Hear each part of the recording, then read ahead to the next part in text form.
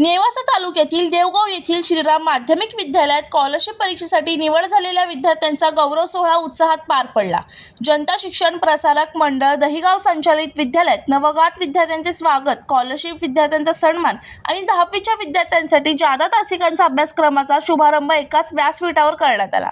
संस्थेचे अध्यक्ष माजी आमदार डॉक्टर नरेंद्र घुले पाटील आणि माजी आमदार चंद्रशेखर घुले पाटील यांच्या प्रेरणेतून आयोजित या कार्यक्रमात विद्यार्थ्यांना शैक्षणिक साहित्याचे वाटप करण्यात आले।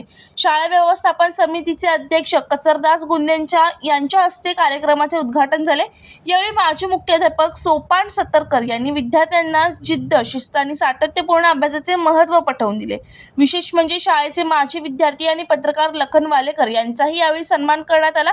पालक, शिक्षक, ग्रामस्थ आणि शिक्षणप्रेमी नागरिकांच्या उपस्थितीत पार पडलेल्या या कार्यक्रमामुळे विद्यार्थ्यांमध्ये नव्या शैक्षणिक वर्षासाठी उत्साह आणि यशाची नवीन उमेद निर्माण झाली आहे। लखन वालेकर, जनशक्ती, नेवासा। ताज्या घडामोडींसाठी जनशक्तीला सबस्क्राइब करा, बेल आयकॉन क्लिक करा आणि रहा अपडेट।